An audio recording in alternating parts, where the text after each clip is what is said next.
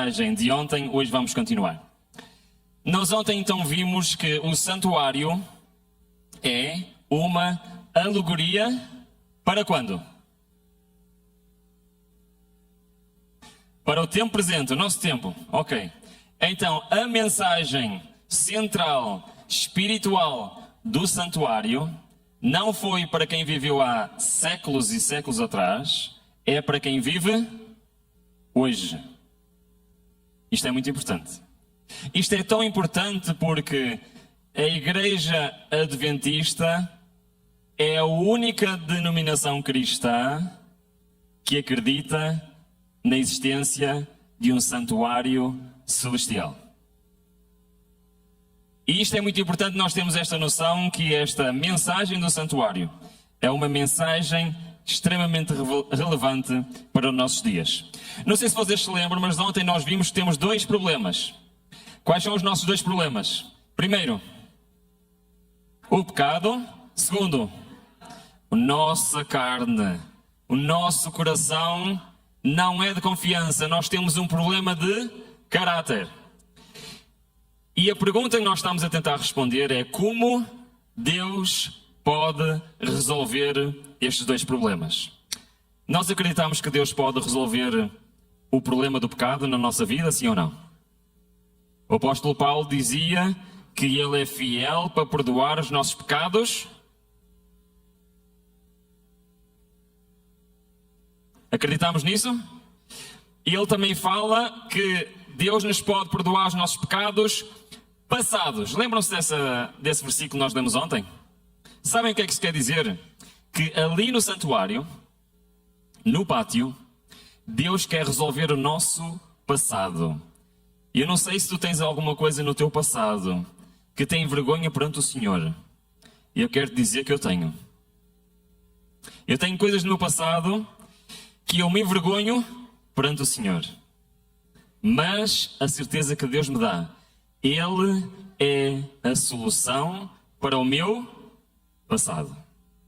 Só que nós agora estamos a tentar entrar no lugar santo.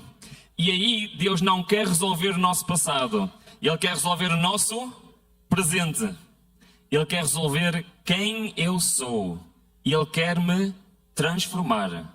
Ele quer me dar um caráter semelhante ao seu. É de facto uma aventura. Vocês acham que isto é uma doutrina bíblica? Deus quer nos santificar. Acreditam nisto, sim ou não? Vocês são uma minoria dentre todos os cristãos no mundo. A maior parte dos cristãos acreditam na parte da justificação pela fé, acreditam em salvação pelas obras, salvação pela fé, certo? Mas quando chega à santificação, quase ninguém acredita na santificação. No entanto, nós vimos que o apóstolo Paulo disse que sem a santificação ninguém verá o Senhor. Reparem bem nestes textos. Novo Testamento, Velho Testamento. Mas como é santo aquele que vos chamou, sede vós também santos. Em toda a vossa maneira de viver. Portanto, está escrito, sede santos, porque eu sou santo. Isto é uma citação do Velho Testamento. Diz em Levítico 20, por isso santificai-vos e sede santos, pois eu sou o Senhor vosso Deus. É a santificação um assunto importante para nós hoje ou não? O que é que vocês acham? Sim? Então eu quero fazer uma pergunta. Olhem bem para o versículo que ali está. Deus está a dizer ou não, santificai-vos. Está a dizer ou não? Está a falar para quem? Reparem, Deus está a dizer para eu me santificar? É isso que Ele está a dizer? Então, é isso que Ele está a dizer, sim ou não? Sim? Há aqui alguém que consegue se santificar? Acham que isto é um contrassenso ou não? Não? Sim? Então vamos lá. Não sei se vocês sabem, mas aparece dezenas de vezes na palavra de Deus, Deus a dizer aos seres humanos, purificai-vos. Sabiam? Alguma vez leram isso? Está por toda a Bíblia. Há aqui alguém que se consegue purificar? Há aqui alguém que consegue perdoar os seus pecados? Então porquê é que Deus diz purificai-vos? Porquê que Deus diz purificai-vos se nós não podemos fazer isso? É impossível ao ser humano se autopurificar. Certo ou errado? Mas nós vimos ontem de quem depende a purificação, de quem depende o perdão. É de Deus que depende? E Ele quer dar a todos. E eu tenho que dar autorização a Deus para Ele me perdoar. Sim ou não? Então, por isso é que Deus diz, purificai-vos. Aquilo que Deus está a dizer é, deixa-me purificar-te. Certo? Então nós dizemos assim, Senhor, eu quero que Tu me purifiques. É por isso que nós dobramos os joelhos. É por isso que nós confessamos o nosso pecado ao Senhor. E a purificação vem de quem? Obra 100% de Deus, certo? Quando chegamos à santificação, o que é que nós temos? Temos exatamente igual. Deus diz, santificai-vos. Eu posso alterar o meu caráter? Estão aqui comigo? Posso alterar o meu caráter? Não. Quem pode? Ele quer alterar o caráter de todos os seres humanos, sim ou não? São todos alterados. Porque depende de quem? Depende de mim. Então o que Deus está a dizer é, por favor, deixa-me transformar-te. Por favor, deixa-me santificar-te. É isso que Deus quer fazer connosco, sim ou não? Então o desafio de hoje é nós vermos exatamente o que é que eu faço para permitir Deus me transformar. Ok? Sim ou não? Sim? Ontem nós vimos o que é que eu faço para Deus me perdoar. E nós vimos 3 coisas, lembram-se? Arrependimento, confissão e aceitar o perdão de Deus. Lembram-se? Agora temos 4 coisas para ver na santificação, conforme o mapa que está no santuário.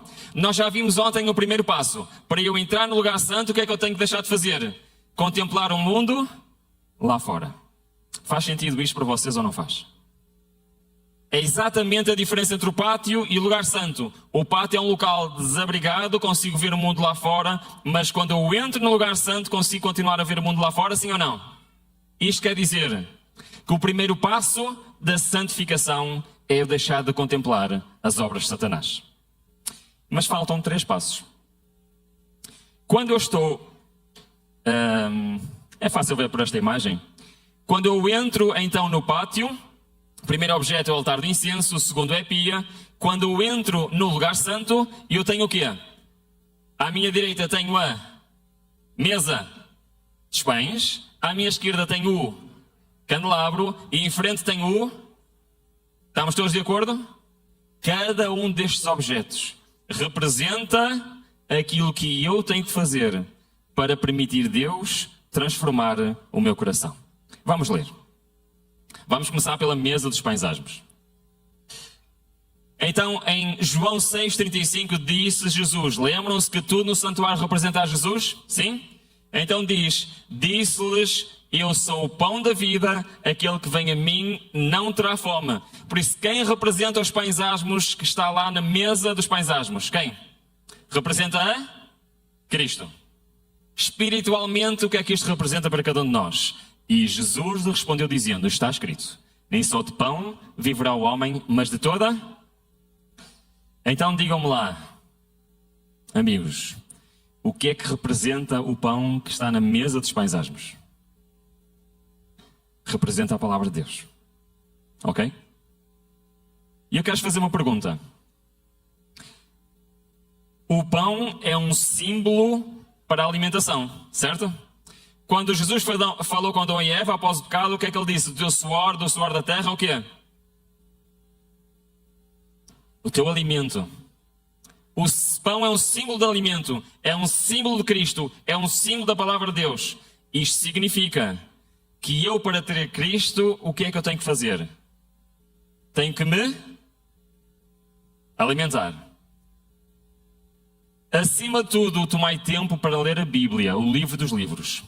O estudo uma vez por ano das Escrituras. Não?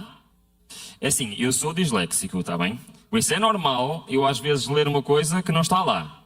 Mas desta vez foi de propósito. É uma vez por mês? Não? Uma vez por semana? O estudo diário das Escrituras tem uma influência que é santificadora e enobrecedora sobre o espírito. Ligai o volume sagrado ao vosso coração e ele se vos mostrará amigo e guia na perplexidade. A Bíblia tem o mais sagrado direito à nossa reverente atenção. Não devemos satisfazer com conhecimento superficial, antes devemos procurar aprender a verdadeira significação das palavras de verdade, beber a largos sorvos do Espírito das Sagradas Escrituras. É novidade aqui para alguém que estudar a palavra de Deus é fundamental na vida do cristão? É alguma novidade? O que o Senhor nos está a ensinar aqui no santuário, através da mesa dos pães asmos, é o seguinte: eu quero te santificar, mas eu não posso fazer isso contra a tua vontade. Sabes, eu para te transformar é preciso tu estares comigo.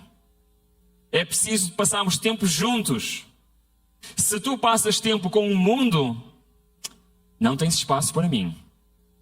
Por isso, primeiro desliga-te do mundo e agora anda todos os dias comigo.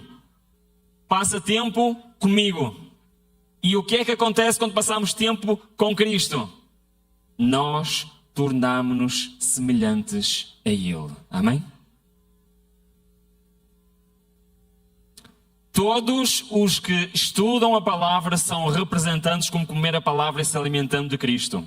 Assim como as necessidades do corpo devem ser supridas diariamente, a palavra de Deus deve ser diariamente estudada. Lembram-se? 4 hábitos que é diários. Muitas vezes, uma vez alguém perguntou, mas quanto tempo é que demora a santificação? Sabem quanto tempo demora? Não. 24 horas. Sabiam que a santificação demora 24 horas? Não sabiam?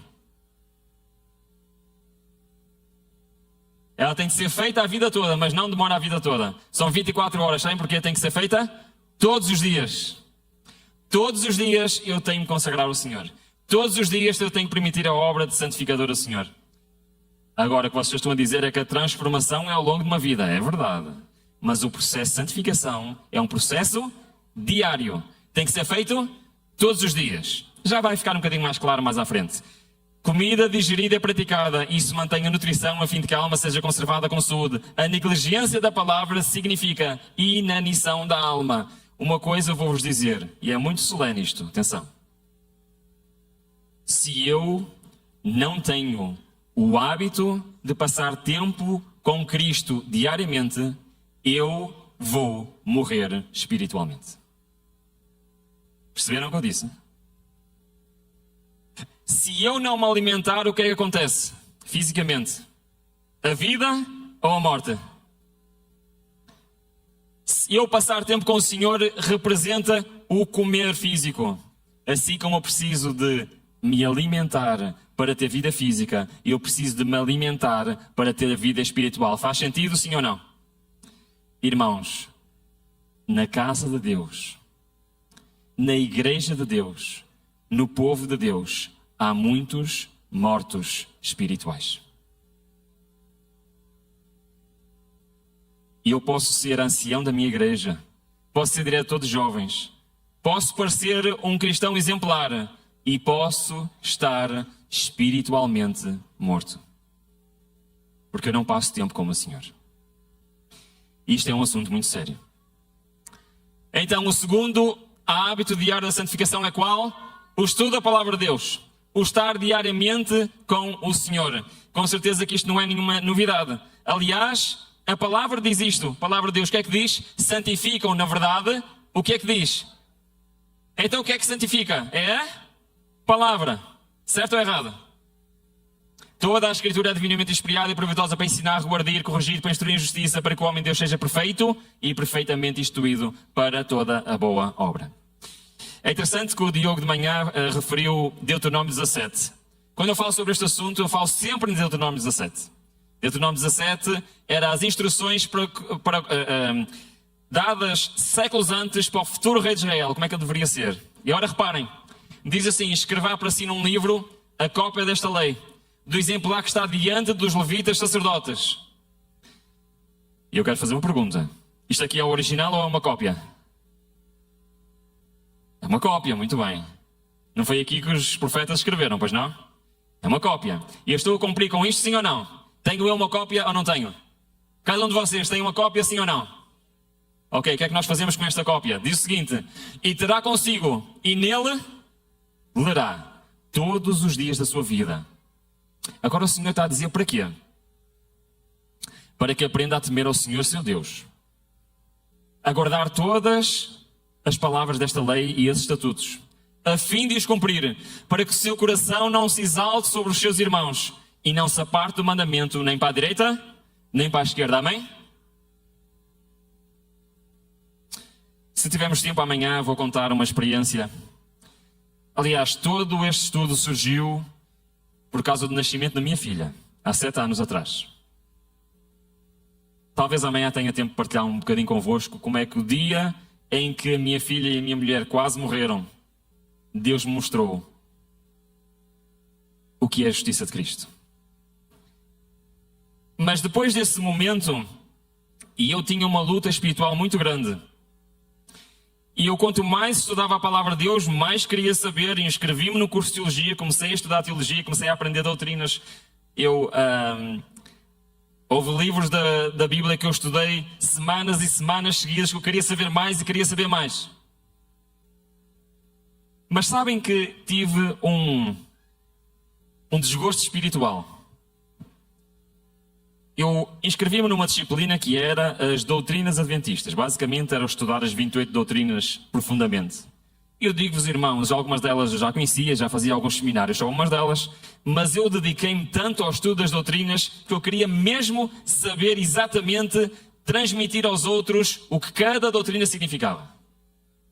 Eu tirei uma nota, quase a nota máxima possível naquela disciplina. Mas sabem o que aconteceu no fim?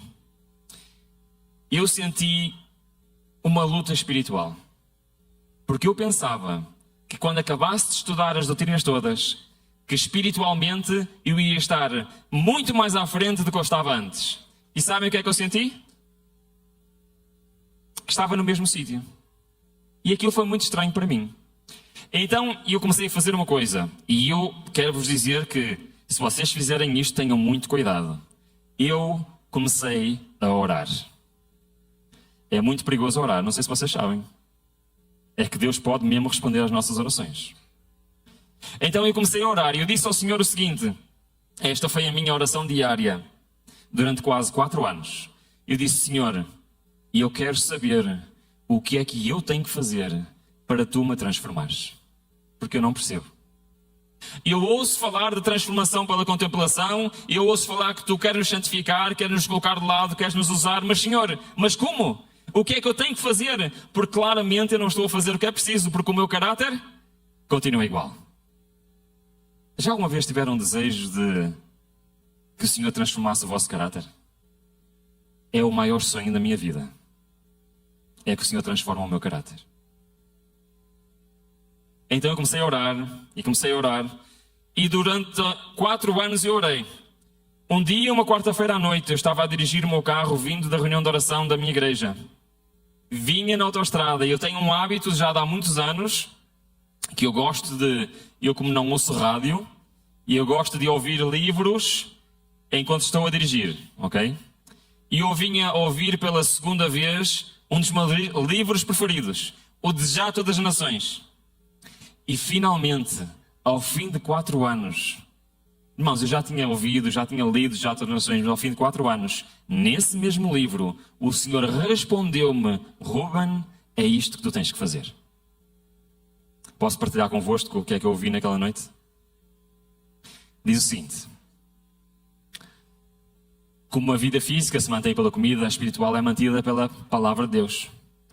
E toda a alma deve receber por si própria vida da palavra de Deus. Nós podemos chegar ao conhecimento da palavra de Deus, podemos chegar ao conhecimento de Cristo por alguém que está a pregar, por alguém que nos está a ensinar. E o que estamos aqui a fazer ao longo deste fim de semana é uma bênção espiritual muito grande.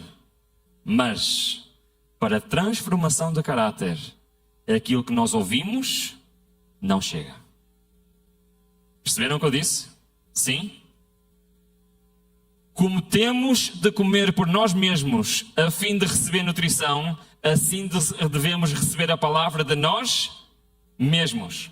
Ser apenas um cristão do YouTube não é suficiente. Nós até podemos conhecer a Cristo, ser convertidos e transformados por aquilo que nós ouvimos, mas isso não vai transformar o nosso caráter. Que é preciso comer por mim próprio, por mim mesmo, muito bem. E diz, não havemos de obter simplesmente por meio de outra pessoa que cuida de estudar cuidadosamente a Bíblia, pedindo a Deus o auxílio do Espírito Santo para que possamos compreender a palavra. Ora, se nós fizermos isto, reparem bem o que vai acontecer. Esta é das partes mais importantes da mensagem de hoje. Prestem muita atenção. Reparem bem. Devemos tomar um versículo e concentrar a mente na tarefa de averiguar o pensamento nele posto por Deus para nós. Convém ser uma leitura apressada e superficial. Não? Convém demorar-se sobre esse pensamento até que nos apoderemos dele e saibamos o que diz o Senhor. As experiências relatadas na palavra de Deus devem ser as minhas experiências. A oração e promessa, preceitos, advertências, são para quem? Para mim. À medida que a fé assim recebe e assimila os princípios da verdade, reparem o que acontece no nosso ser. Tornam-se eles parte do próprio ser e força motriz da vida. Amém? Mas a palavra de Deus, recebida na alma, molda os pensamentos e entra no desenvolvimento do caráter. Ao alimentar-se da sua palavra, acharão que ela é espírito e vida. A palavra, irmãos, isto é muito sério. A palavra destrói a natureza carnal, terrena, e comunica nova vida em Cristo Jesus. Amém? Amém. Quando eu ouvi isto no carro, irmãos, eu percebi o que é que eu tinha que fazer. Eu precisava dedicar o meu tempo a estar a sós com o Senhor. Eu nesta altura consumia muitas pregações online, ocupava o meu tempo. Como vocês sabem, eu era viciado em videogames, era viciado em futebol, era viciado em filmes. Então é mais fácil substituir um hábito por outro. E eu alimentava-me de coisas boas e foi uma grande bênção espiritual. Mas um dia o Senhor disse assim: Ruben, já chega. Agora chegou a altura de tu estudares por ti próprio. Hoje eu estou aqui por causa deste dia. O que é que vocês acham? Querem que a verdade da Bíblia seja a força motriz da vossa vida? Querem que ela molde os vossos pensamentos, que entre no desenvolvimento do vosso caráter? Querem que destrua a nossa natureza carnal? E eu acredito que isto pode ser uma realidade na nossa vida. A minha natureza carnal pode ser destruída. Mas o texto continua. O Espírito Santo vem ter com a alma como consolador. Pela transformadora influência da sua graça, a imagem de Deus se reproduz no discípulo, tornando-o nova criatura. É isto que eu quero para a minha vida. O amor toma lugar do ódio, o coração adquire semelhança divina. É isto que significa viver de toda a palavra que sai da boca de Deus. E isto é comer o pão que desce dos céus. É isto que está representado aqui no santuário, na mesa dos pães asmos. No lugar santo é onde Deus quer que espiritualmente eu esteja, para Ele me poder transformar. Sabem que o único sítio no santuário onde temos dois objetos, um ao lado do outro, sabem onde é? Ora, reparem, nós entramos no pátio, temos o altar do incenso, depois temos a pia, mas quando entramos no lugar santo, aqui há um padrão que se rompe, repararam? Porque temos à esquerda um objeto, à direita outro objeto, depois em frente temos incensário e do outro lado temos a Arca da Aliança. Quais são os únicos objetos que estão lado a lado? É o quê? Mesas, pães asmos e... Porquê que eles estão lado a lado? Já uma vez pensaram? Sabem que a posição dos objetos tem muita importância. Já repararam que isto é um caminho lógico que faz sentido, sim ou não? Mas se eles estão lado a lado, o que é que isto significa? Significa que eles têm que ser feitos em conjunto, em paralelo, ao mesmo tempo. Ok, então qual é o significado espiritual do candelabro? Diz então João 8,12: falou-lhes, pois, Jesus outra vez, dizendo: eu sou a luz do mundo. Era o candelabro que iluminava todo o lugar santo. O que é que representa essa luz? Representa a Jesus. No entanto, em Mateus 5 também nos diz: vós sois a luz do mundo, assim resplandeça a vossa luz diante dos homens. O que é que isto significa? Significa que nós temos uma responsabilidade também de iluminar os outros, sim ou não? Sim. Ora, isto é muito interessante porque para iluminar era gasto um combustível. Qual era esse combustível? O azeite. O que é que significa o azeite? É muito interessante que o azeite simboliza o Espírito Santo. Reparem, com azeite eram ungidos reis. No entanto, Jesus disse quando foi ungido pelo Espírito Santo: o Espírito do Senhor é sobre mim, pois me ungiu para... Então, o azeite, quando unge, é para quê? Não ouvi. Evangelizar, ok? Levar o Evangelho aos outros. Então, o que é que isto tem a ver com o estudo diário da Palavra de Deus? Reparem, o que o Santuário nos está a dizer é que de um lado temos o estudo da Palavra de Deus e do outro lado temos a evangelismo. Sim ou não? Certo? Porquê que eles estão lado a lado? Então o terceiro passo é transmitir o Evangelho aos outros. Porquê que eles estão lado a lado? O Desejado das Nações diz-nos porquê. O alimento multiplicava-se nas mãos e as mãos dos discípulos estendiam-se para Cristo. Lembram-se qual foi este milagre? O milagre da multiplicação dos... O que é que significa o pão? Qual é o símbolo do pão? É o quê? A palavra de Deus. Estão a compreender? Sim ou não? Sim? Então vamos lá ver. Cristo é o próprio pão da vida. Então, quando os discípulos iam lá, estendiam as mãos, Cristo dava o pão e eles iam distribuir o pão a quem? Ao povo, certo? Agora digam uma coisa. Um discípulo podia só ficar lá com os braços estendidos a receber pão. Porquê que ele não podia ficar só com os braços estendidos a receber pão? Ficavam com as mãos? Abandonaram-me outra vez vocês. Ficavam com as mãos cheias. Para eles receberem mais pão, o que é que eles tinham que fazer?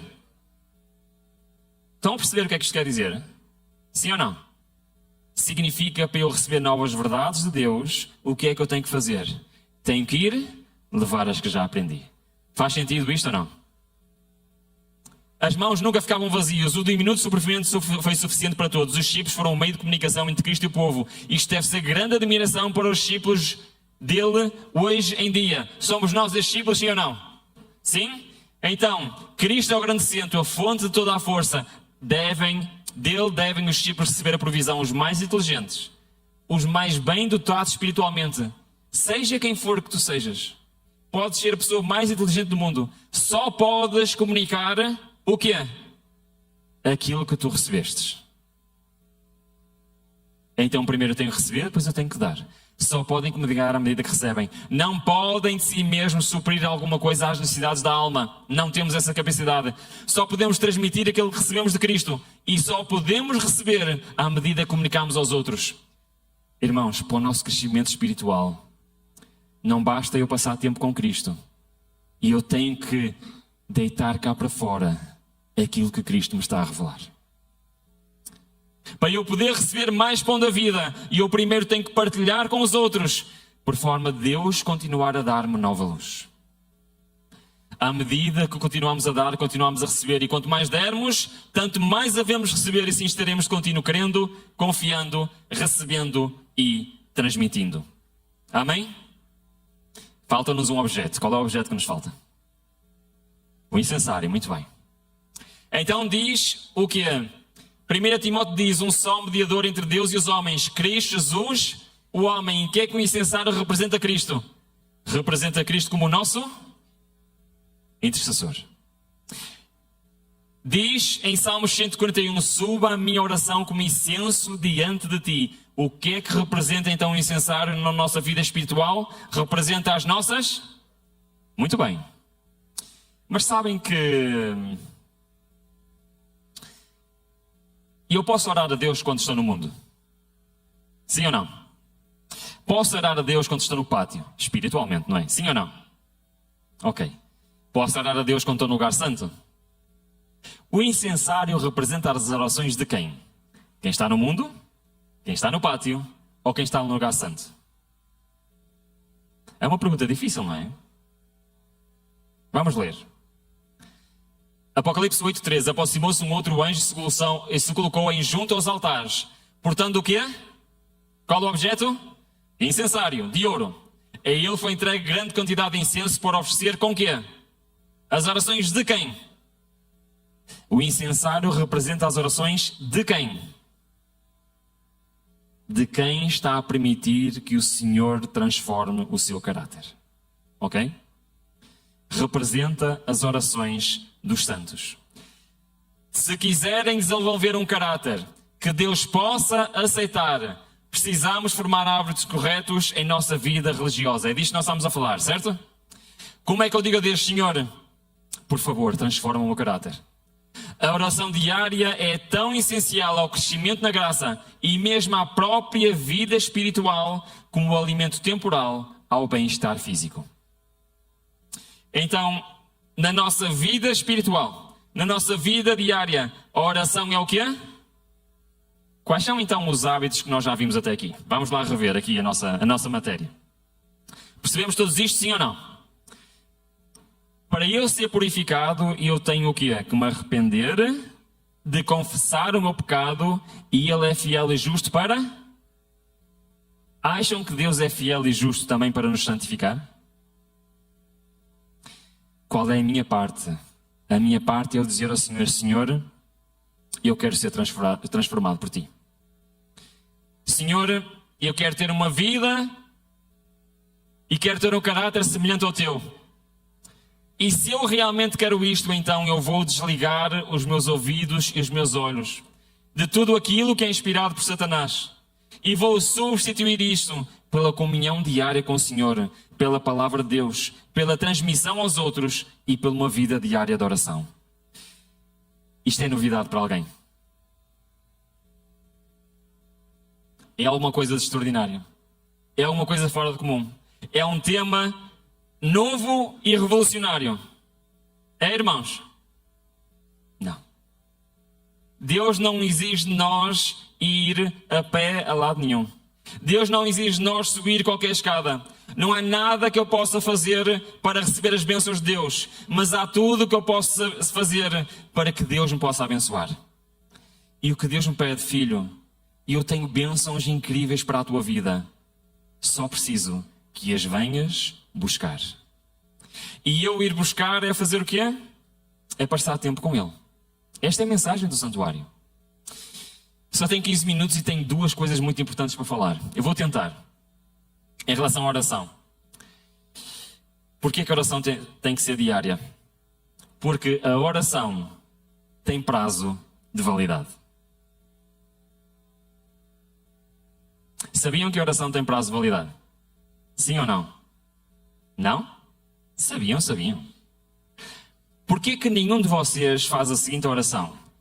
Pai, por favor, abençoa todos os dias até o resto da minha vida e assim não preciso mais de orar. Quem é que faz isto? Alguém faz isto? Pai, abençoa todas as refeições que eu vou fazer até o final da minha vida e não preciso mais pedir a bênção do Senhor para as refeições. Nós fazemos isto. Porquê que nós não fazemos isto? Parece que estou a brincar, não é? Mas é assim, nós temos este instinto natural. Nós sabemos que a oração tem prazo de validade. É claro que lá não há nenhum rótulo na oração em dizer lá prazo de validade. Mas o que é que eu estou a dizer é que todos os dias eu tenho que reclamar as bênçãos do Senhor. Certo? Porquê? Porque todos os dias o Senhor tem novas bênçãos para me dar. Este texto é incrível. A benignidade do Senhor jamais acaba. As suas misericórdias não têm fim. Renovam-se quando? Amigos, E eu gosto de imaginar a cena na minha mente assim. Eu gosto de imaginar assim. Eu estou a imaginar quando eu acordo, de manhã, o Senhor está à espera. Ok? O Senhor está à espera.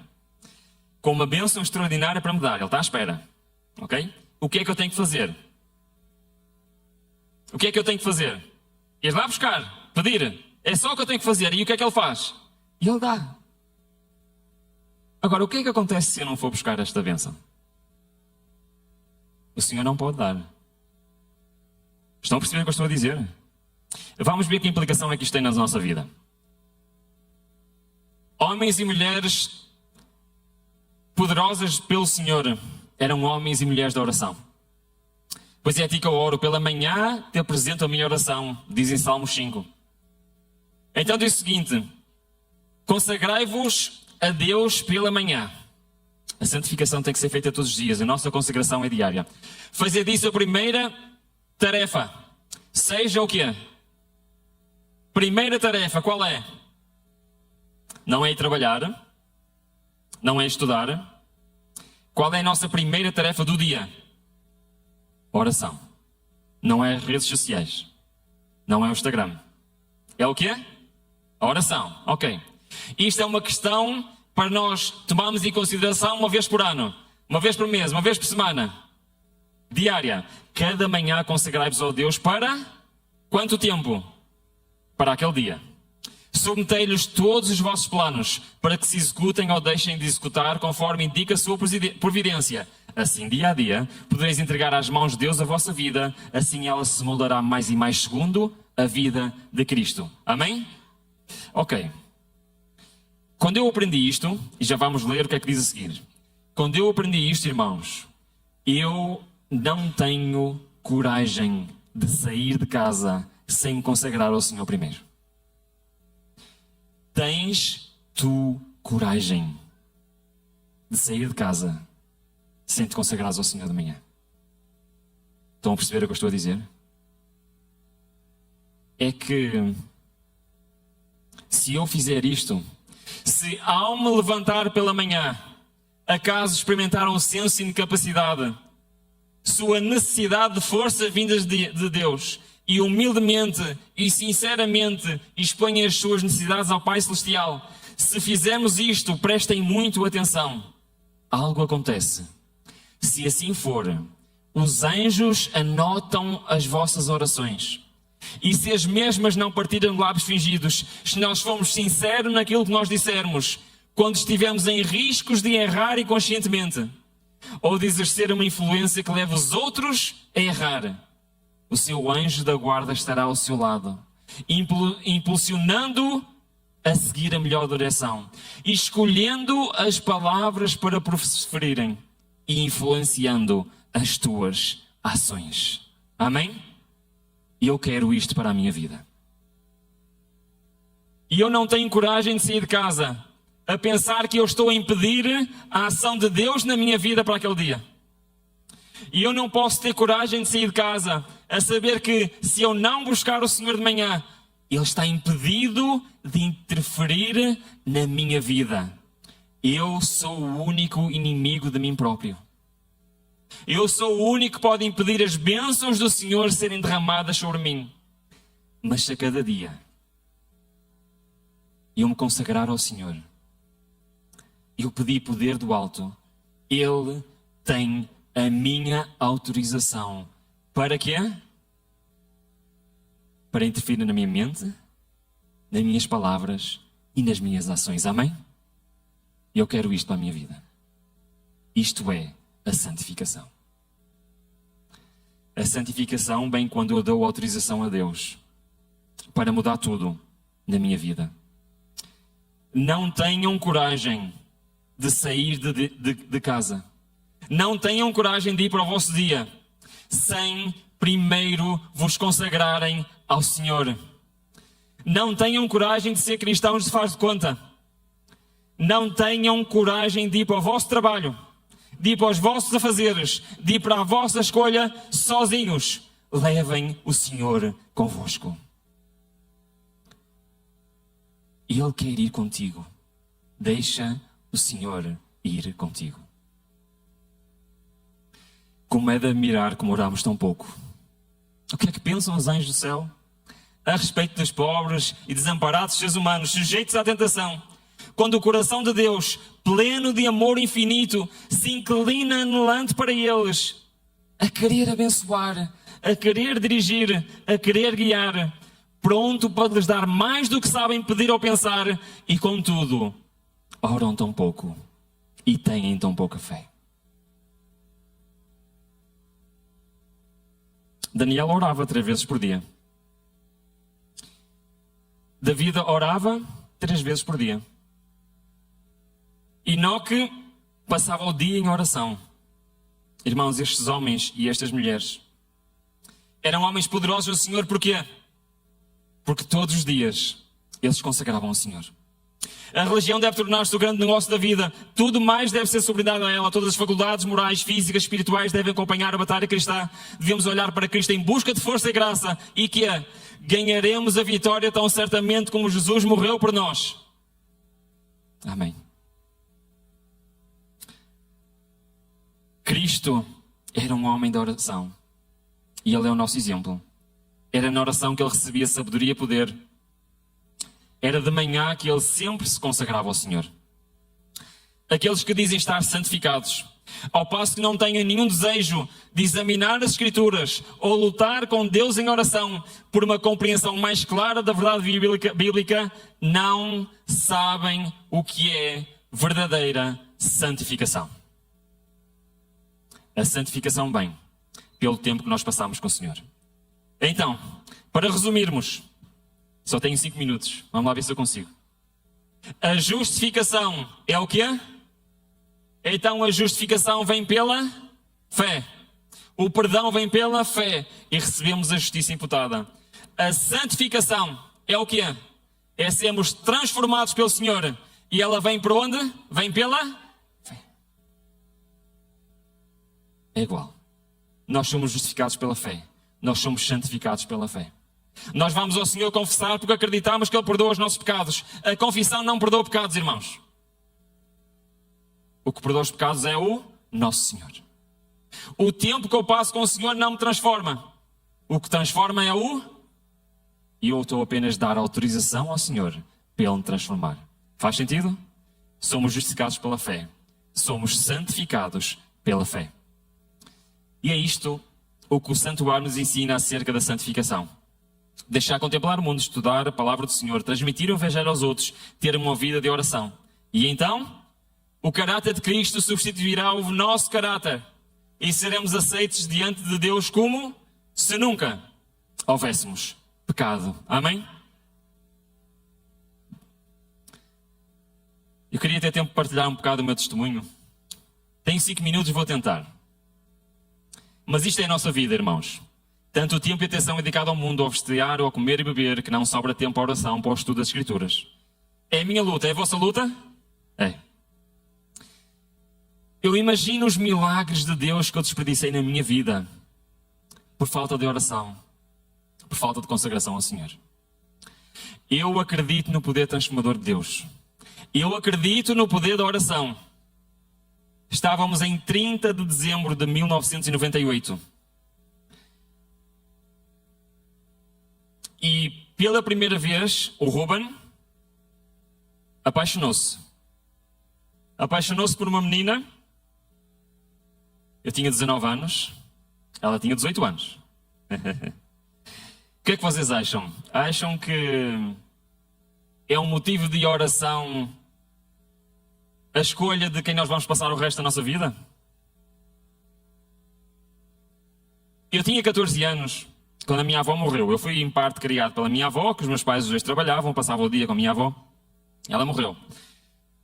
Faltavam 4 dias para fazer 14 anos. Então eu era uma criança um pouco solitária, porque na zona onde eu vivia não havia crianças.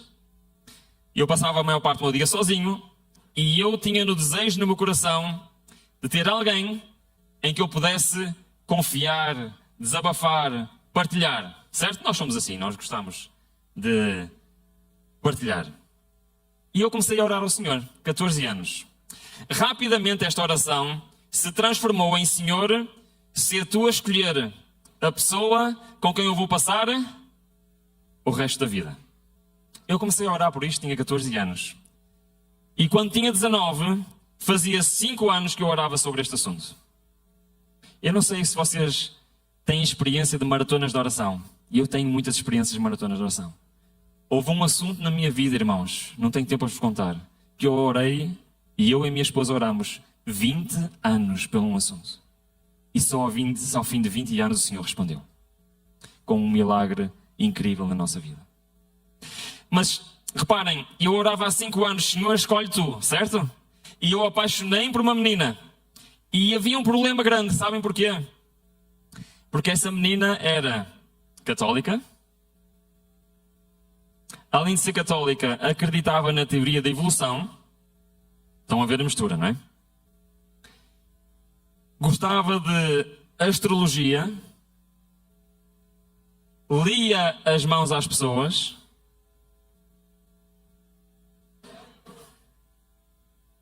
E queria ser astróloga.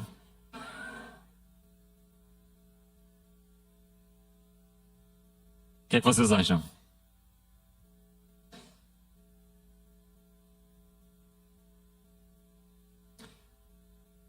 Vais-me dar mais 5 minutos, não vais? Eu peço desculpa, eu preciso de mais 5 minutos, o meu tempo acabou. E eu no meu coração pensava assim, estou a cometer o maior erro da minha vida. O que é que vocês acham? Sim? Ok. Por isso é que a oração é tão importante na nossa vida, irmãos. E eu fui aos pés do Senhor e eu disse, Pai, não sei o que é que está a acontecer, mas eu apaixonei por esta menina. E eu gosto mesmo dela. Mas eu quero fazer um acordo contigo. Se ela não for a pessoa certa para mim, eu estou disposto a terminar o namoro. Mas, por favor, mostra-me o caminho a seguir. Naquela noite eu fiz um acordo com o Senhor. Eu tenho a minha vontade, eu tenho o meu coração, certo? Mas acima da minha vontade está quem? A vontade do Pai. E eu disse, Senhor, por favor. Naquele momento veio a história de Gedeão à minha mente. E o Gedeão pediu algo concreto ao Senhor, lembram-se? Pediu o novelo que ficasse seco e o chão molhado, lembram-se? Então eu disse, Senhor, eu não pedi novelo, não é? Mas, Senhor, por favor, mostra-me algo que eu nunca vi. Mostra-me algo na natureza que eu nunca vi, mas que eu tenho a certeza que és tu a enviar um sinal.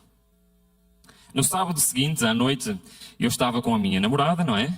E com outro casal, lá na cidade de Espinho. Nós fomos lá visitar a cidade. Portanto, é uma cidade que tem uma praia grande, tem uma calçada em frente à praia, e nós estávamos a caminhar naquela calçada e decidimos, à meia-noite, não é? No inverno, é frio, mas pronto, foi que nós decidimos nos sentar na areia a ver o céu, que estava um céu estrelado lindíssimo. E então, naquele momento, eu vi o espetáculo mais extraordinário que eu já vi na minha vida. E eu vi uma bola de fogo a atravessar o céu e a explodir no meio do céu. Eu sei o que era, não era um meteorito, mas foi uma coisa incrível. E eu achei tão incrível que eu disse à minha namorada, viste aquilo sim, estávamos dois tão estupefactos daquilo que tinha acontecido. E naquele momento, no meu coração, o Senhor disse-me o quê? É este o sinal. E eu achei aquilo muito estranho. E eu assim, será que Deus está-me a dizer que esta é a pessoa com quem eu vou passar o resto da minha vida? Será que é mesmo isto que o Senhor me está a dizer? E eu fui para casa a pensar, mas pode ter sido uma coincidência, pode ter sido simplesmente um meteorito. É certo que foi uma coisa extraordinária. E lembrei-me outra vez da história de Gedeão. Lembram-se o que é que Gedeão fez? Ele pediu outra prova ao Senhor, não é? Pois bem, eu quero vos dizer que eu fiz a oração mais estranha da minha vida. Eu disse ao Senhor, Senhor, tu sabes que eu estou há 5 anos a pedir que sejas tu a escolher. Que bom que é a pessoa que tu escolhes para mim. Que bom que fosse que essa pessoa tivesse o mesmo desejo. Eu não sei porque é que eu orei isto ao Senhor. O que é certo é que no dia a seguir, a minha namorada, a Sónia, veio ter comigo e disse assim, temos de falar. Eu não sei o que é que vocês acham, mas quando uma namorada diz ao namorado, temos de falar, é assunto sério. Ela diz, temos de falar. E eu, pronto, vai acabar aqui o nosso namoro. O que é certo é que ela disse-me, sabes, Ruben, Tu sabes que eu sou católica. Tu sabes que eu tenho muitas dúvidas no meu coração. Não sei para que lado hei de seguir. Tu sabes que os meus pais têm muitos problemas. Sabes que a minha vida é um caos. Sabes que estava antes de conhecer a pensar abandonar tudo, a ir para outro país viver. Mas eu tenho um hábito desde criança que eu queria partilhar contigo. Desde criança, todos os dias, eu oro a Deus e peço a Deus as minhas coisas pessoais. Eu falo com Ele. Eu sei que isto não é um hábito de um católico, mas eu desde pequenino tenho este hábito. E eu quero dizer uma coisa, há um ano atrás, todos os dias, eu comecei a pedir uma coisa a Deus. Que Ele trouxesse alguém que mostrasse a verdade. E sabes, Ruben, eu acho que essa pessoa és tu.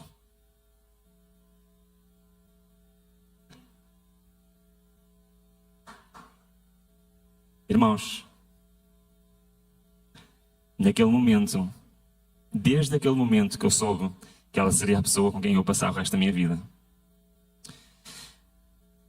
Estamos casados há 19 anos, temos uma filha. Amanhã eu vou tentar contar o que aconteceu quando a nossa filha nasceu.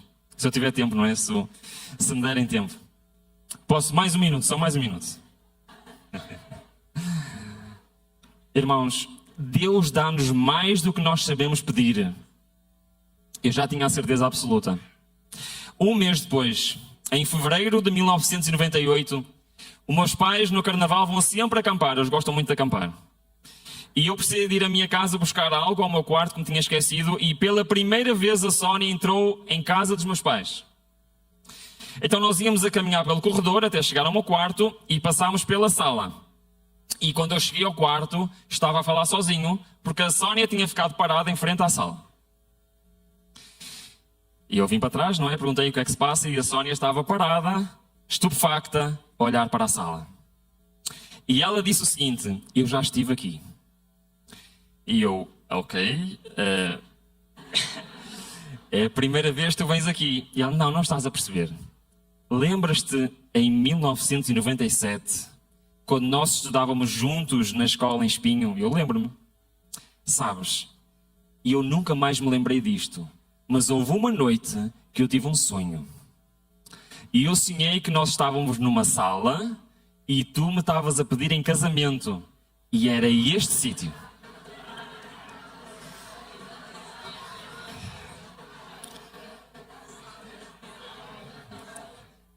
Calma, que eu ainda não acabei. E eu fiquei a olhar para a sala e ela, sabes, era exatamente este sítio. Era este móvel deste lado. Era esta mesa, era este tapete, era aquela janela, era tudo igual, só tem uma coisa diferente. É que no meu sonho os sofás eram verdes e estes sofás são castanhos. E eu, ok, muito bem. Passados uns dias, os meus pais perceberam que eu gostava de namorar e que o assunto era sério, não é? Então quiseram conhecer a Sónia. Convidaram-nos no domingo para ir lá almoçar. Nós fomos. Chegámos lá e meus pais disseram todos contentes: olha, tenho uma surpresa para te mostrar.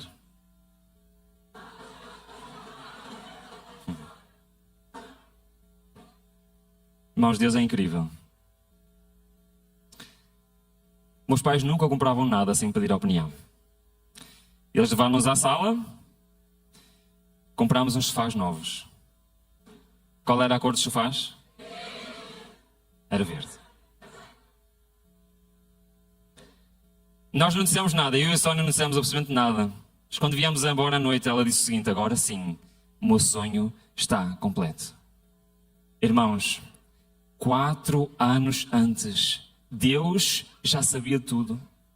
Antes sequer de nós começarmos a orar, Deus já sabe de tudo. Mas sabem uma coisa? Deus não pode fazer um milagre se eu não pedir. Todo milagre é resultado de uma oração sincera ao Senhor. Se nós queremos milagres na nossa vida, nós temos de ter vidas consagradas ao Senhor. Eu imagino os milagres que Deus já quis fazer na minha vida e eu não deixei, porque eu não me consagrei ao Senhor. O meu desafio, irmãos, é o meu desafio para mim. É que eu não deixe passar um dia sem receber as bênçãos que Deus tem para dar à minha vida. Amém?